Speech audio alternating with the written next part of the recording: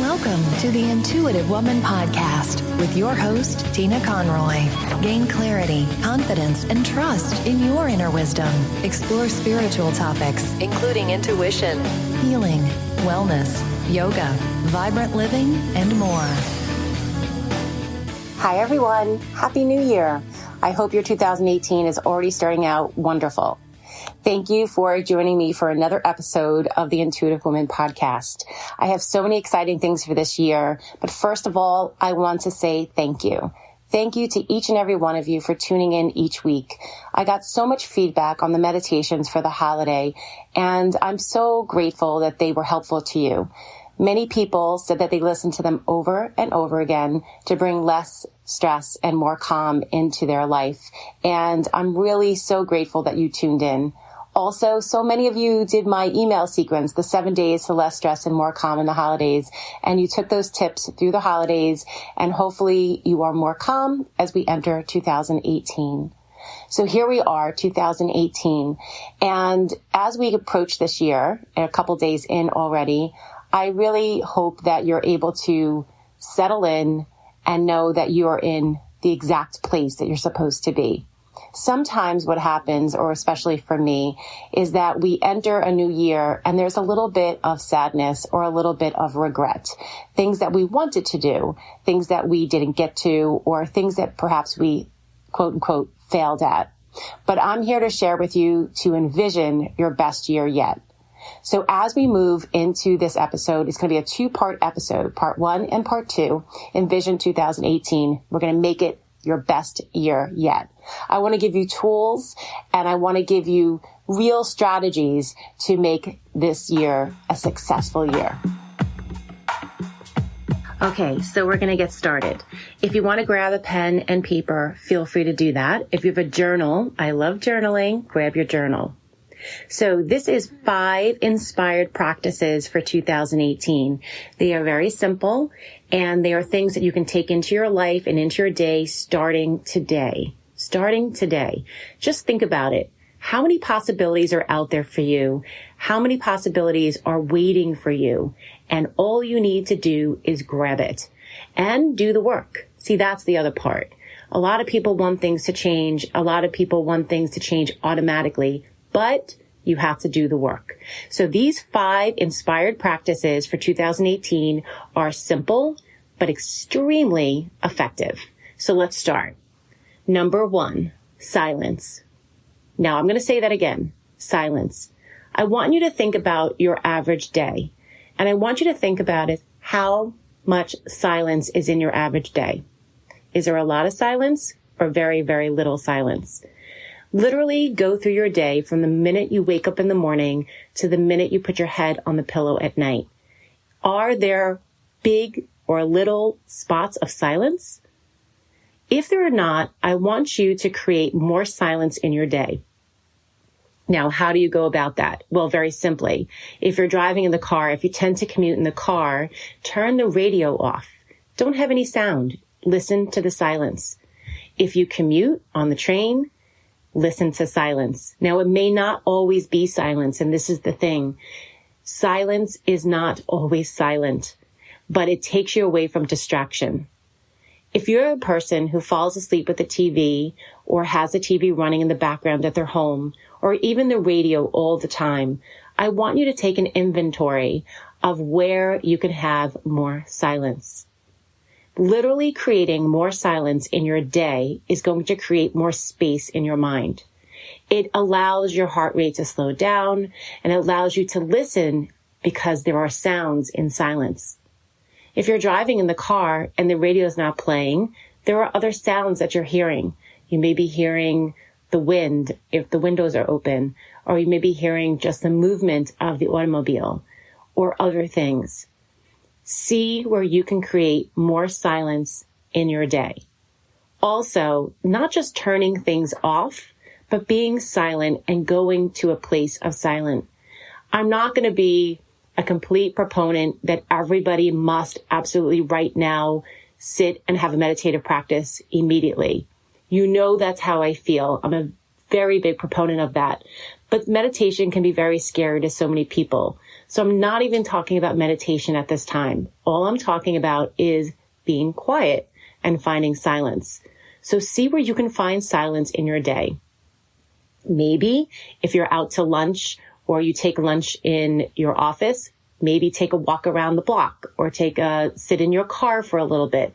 Maybe eat in silence. Now that may be really hard for a lot of you, but where can you find silence? Sometimes in some places already have an air of silence, such as church, temple, yoga studios, meditation centers. Perhaps it's time for you to find those places. That silence is already inbred and already there, so you don't have to create it. But simply said, all you need to do is create more silence in your day. So first, look at the inventory, look at your day, notice how much silence do you have and where can you make more. Number 2, enjoying the moment. Life is a gift and a miracle. And to try to keep this in mind, try to enjoy each and every moment by staying present. Yes, we hear this so often. How can you be present? Well, I'm going to share with you a mindfulness informal practice. In mindfulness practice, there is formal practice and informal practice. The formal practice would be your meditation, your seated meditation, your body scan, your walking meditation. I'm not going to talk about those right now, but I am going to talk about the informal practices of mindfulness. And this is where you can really enjoy the moment. When you practice the informal practices of mindfulness, they are the things that you do already. I'm not asking you to do anything other than what you already do. So let's take the example of brushing your teeth. Hopefully, you brush your teeth more than once a day. But do you brush your teeth with intention and presence? To come to this moment and to enjoy the moment and be present, when you go to brush your teeth, really take stock of everything you're doing. How do you hold the toothpaste? How do you hold a toothbrush? Opening up the tube of toothpaste. Can you feel the tube in your hand, the ridged edge? Can you smell the toothpaste? Taste the toothpaste.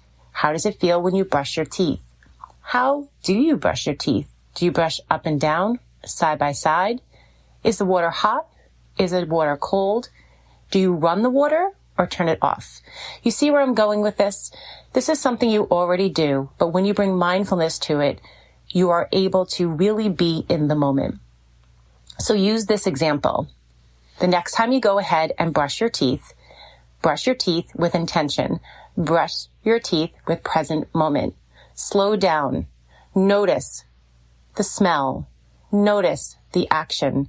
Notice the things you do just in this very act. I'll give you one more tip in this area.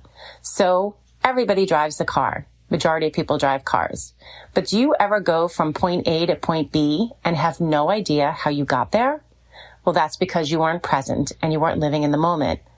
So let's say you got in the car the next time and you were going to make an intention and really allow yourself to be present with being in the car, driving the car from point A to point B. So what would look a little different is that you would get in the car and you place your hands on the steering wheel. Perhaps the music would be off, and as you're driving, you notice the hand placements on the steering wheel. You notice looking on the road. You notice things on the road. You notice the lights. You notice the trees. You notice the grass. You notice your surroundings. You notice the cars around you. Maybe you notice the license plates or different numbers. You are present. You are paying attention to driving. You are paying attention to being in the moment. Number 3, be the witness. So here is where you become the witness and you observe. When you have a negative thought or a feeling, stop, breathe, and observe. Notice the thought or feeling and simply witness the thought by saying to yourself, oh, there is that thought again. There is that negative talk. There is that analyzer. There is the talk that I don't want to hear that is not serving me. When you become the witness to your thoughts, you're able to pull away from that thought and able to turn it around and know that these thoughts are just an old pattern. It's just an old belief. Sometimes the thoughts come in as fear, afraid of doing something or moving forward. So let's say you have this new intention of starting this new process or starting new intentions, or even the daily practices for 2018. But there's a part of you that says you're not going to stick with it. You never stick with anything, and so forth and so on. Those are the kind of thoughts that you observe, you witness, and then you say to yourself, let it go. So be the witness and observe your thoughts. Notice any time you have the negative talk or self-judgment, and allow yourself to know to turn that thought around. Number 4. Number 4 is to listen. Really, truly listen. Listening and talking less. So this happens a lot in communication with another person. Notice, are you really, truly listening to what they have to say? Or are you cutting them off? Or perhaps you're not looking at them eye to eye, face to face. You're looking around. Again, be present. Listen to what they have to say. Let them finish without interrupting. Even without interrupting and saying, oh, I know, or uh-huh, or okay. No words. Just listen to what they have to say. Allow them to speak and listen. Have the silence. Hold the space for them. Listen to what they have to say. Try not to interrupt. And also, another big thing is try not to think about what you're going to say as they're talking to you so you say the right thing. Isn't that a funny thing? Think about that. How many times do you speak to people and as they're talking, you're already thinking about what you're going to say from what they're already saying? Absolutely not. See if you can just listen to what they have to say and then be present in that moment. Step number 5. Okay. Step number 5. You knew it was coming. Gratitude. Not just gratitude, but a gratitude journal. So let's take this a step further. When we are grateful, it raises our vibration. It makes us feel good and joyful. So right here and right now, be grateful in the moment. What is something you can be grateful for right now? It could be something so small or something so big and immense. What I like even more is to take it a step further. Write 3 things a day in your gratitude journal or even on a piece of paper. Start carrying around a little piece of paper, a pad and pen, and write down 3 things you're grateful for. Believe me, you will find many, many things you're grateful for. So that's it. That's my 5 inspired practices for 2018. Number 1, silence. Number 2, enjoy the moment. Number 3, be the witness. Number 4, to listen. And number 5, gratitude. And taking that a step further, a gratitude journal. I hope these small 5 steps of inspired practices for 2018 are going to kick you into gear for something wonderful. You all have the possibilities. Know you can shine your light and empower and envision a wonderful 2018. Many blessings. Namaste.